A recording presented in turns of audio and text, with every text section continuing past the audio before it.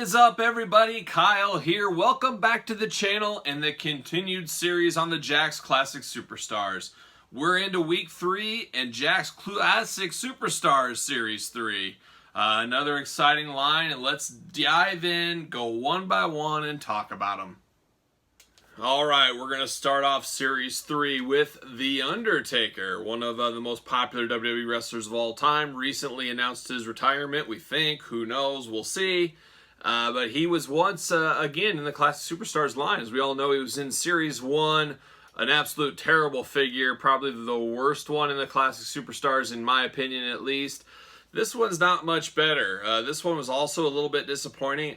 Has a very cool looking package. However, it is a Titantron figure, which we should be having all RA, Ruthless Aggression figures in this line.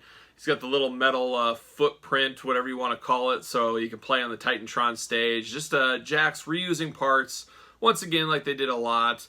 I do like the looks of this Undertaker a lot, though. Let's take a deep look here.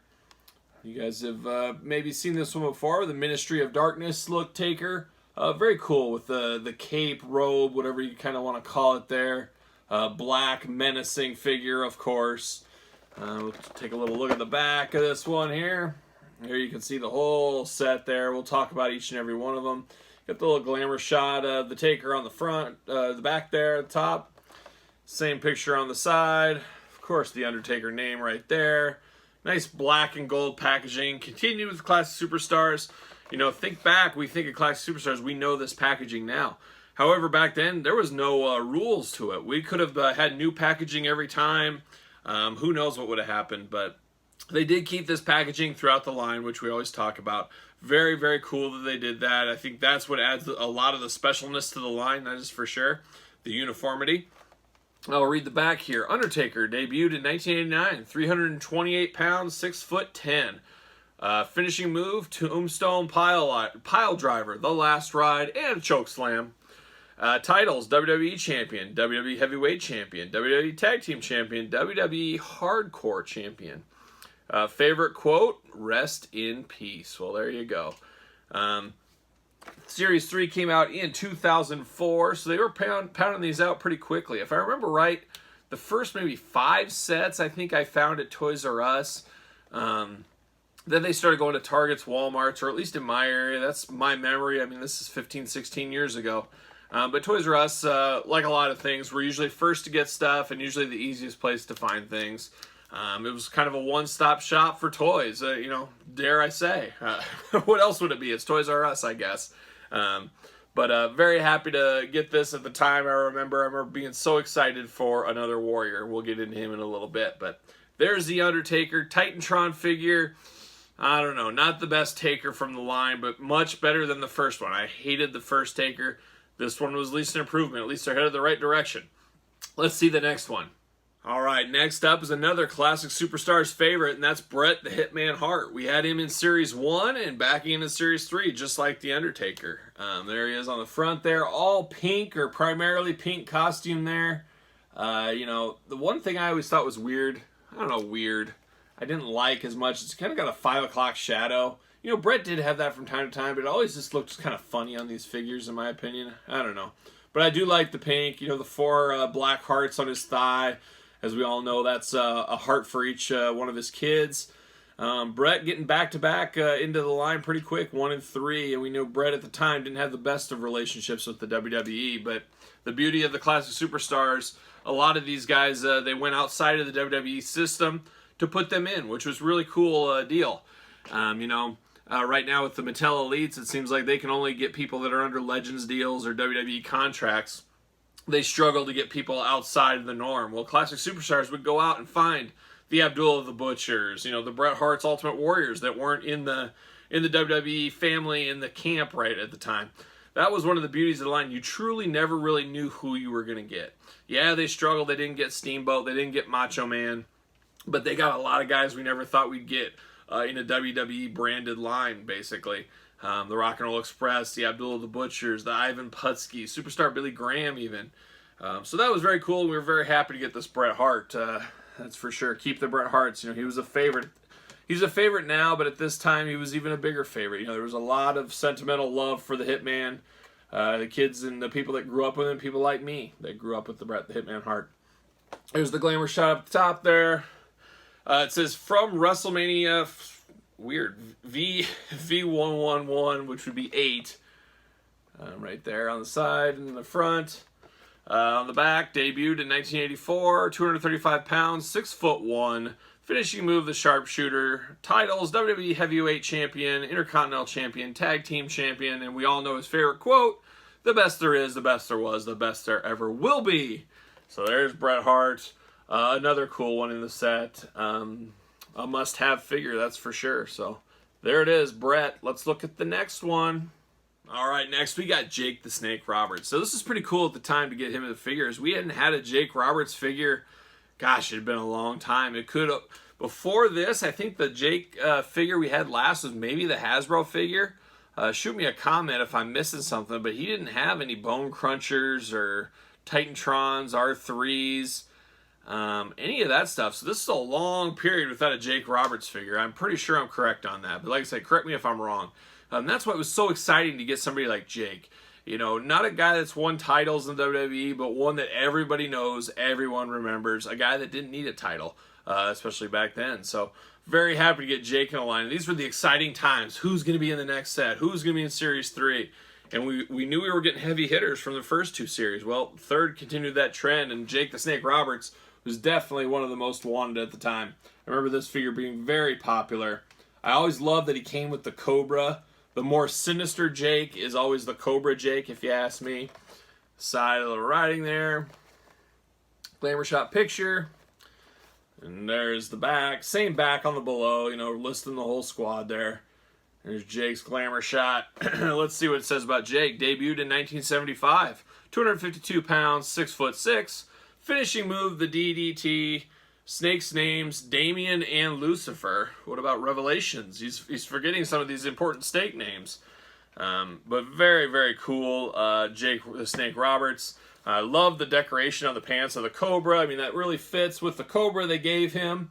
It would be weird if they didn't. The snake bag was another nice touch. You know, Jakks went above and beyond. What more could you ask for at the time, 2004, with this figure? They gave us the perfect snake, the tights that match the snake, and they gave us the bag. That's what we want in our Jakks. That's what we love it when Jakks gets it right. And I always thought this one was a slam dunk. We got a couple of more Jakes over the years. We'll get to those in some of the other packs and some of the other classic series. But this is probably the one most people remember the most, I would say, for sure. But there it is. Jake the Snake Roberts, Classic Superstars, Series 3. Let's look at the next one. All right, next up is another iconic one in the same way, same vein as Jake the Snake Roberts. Did we have a Ted DiBiase outside of the Hasbro? I don't think we did. So it was awesome to get Ted. It was a great surprise. Who's going to be in Series 3? Oh my gosh, we're getting the $1 Million Man. I can't believe it. So exciting. And it didn't disappoint. I was happy to get this $1 Million Man. You know, the only feedback is maybe some negativity, but think back 2004. We didn't know really much different. People looking at it now, well, why doesn't he have his black suit, removable black suit, or gray suit, or silver suit? Well, they didn't do a lot of that stuff, as we know back then. You know, it got sprinkled around. But this was a plain Jane $1 Million Man Ted DiBiase wrestling. If you're going to have a first DiBiase, this is the one you need, the one that wrestles. It set the stage. We didn't know it was coming, but eventually they got the silver suit DiBiase. And other DiBiases in the line. So the green suit, of course, the Hasbro suit, I always call it. So it was coming. It just, you had to get the wrestling one first. I also love the accessories with this figure. You can see Ted looking, it's plain. It's Ted in black boots, black tights, you know, just ready for the ring. And that's what he wore. But the money was an awesome, awesome touch. We never got that money again. This was one and done for this set. But the other thing I always like to say, who made the greatest $1 Million Man belt of all time? I think Jakks made the best one ever. You can see it right there. That is the best $1 Million title. It beats Mattel's. It beats the old Hasbro. I think that is the greatest $1 Million Man belt that ever came out in figure form. So we owe that to Jakks. I mean, that's one worth tracking down. That is a very solid title belt. It just looks the best by far. Here's the back. Of course, the whole team. There's the old Ted shot. I always love the regular shot and then the black and white shot back there. Just kind of very Mount Rushmore-esque. I don't know. But there it is. Let's read the back here. Debuted in 1976, 240 pounds, 6'3". Finishing move, the $1 Million Dream. Titles, WWE Tag Team Champion, $1 Million Champion, and King of the Ring. Now, Jakks, we've seen in these other series, they get some of these things wrong. Correct me if I'm wrong, but I do not remember Ted DiBiase ever winning King of the Ring. Maybe I missed that somewhere. Maybe I've totally forgotten, but I don't recall him ever winning a King of the Ring tournament. Maybe one of the early ones. I don't even think that's possible because I think I would have remembered that. Correct me if I'm wrong once again. Favorite quote, every man has his price. So there it is, a very, very solid Ted DiBiase. One thing I should mention on these Classic Superstars series at the top, it says Collector's Series. As it went on, it would say Collector's Series 16, 17, 18, and so forth. But the early sets didn't do that because we truly had no idea how long was this set going to go. Was it going to stay? Early sets, they're touch and go. They need support, and this was where the groundswell started. Actually, I think the groundswell of this line started around Series 8, and we'll get into that down the line. But a very popular line, that's for sure. But there's Ted DiBiase. Let's move on to the next one. All right, next up, Jimmy Superfly Snuka, an iconic 80s wrestler, that's for sure. Back in the day, he was almost as big as Hulk Hogan. Right when Hulk Hogan was taken off, Jimmy was a big deal. I have a lot of relatives that speak very fondly of the times watching Jimmy Superfly Snuka. That was their favorites growing up. So Jimmy debuted in 1969, weight 250 pounds, 6 feet tall, finishing move, Superfly Splash. Titles, WWE Hall of Fame inductee. No sayings on the back for him. Apparently he didn't have a famous saying. I would think it would be the old I love you sign he threw up all the time. That'd be the closest thing maybe. Or something, brother.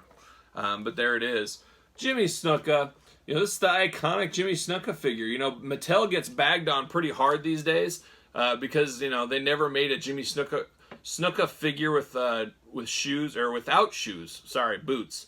As you guys remember, that early Legends Jimmy Snuka was a later Jimmy Snuka where he wore boots and had a robe. This is the Mattel one everybody wants, is the barefoot Jimmy Snuka and the classic tights. I'm not going to go into the story of Jimmy Snuka's career later on, but I don't think we're going to get Mattel anytime soon or probably ever again of Jimmy Snuka. So leave the memories alone, as they say. But there's Snuka, his patented headband, and of course they had to have his patented ring bell. He loved that ring bell. He would carry that with him all the time, if I remember right. Name on the side, glamour shot on the side, glamour shot in the back. There it is, the whole crew down there.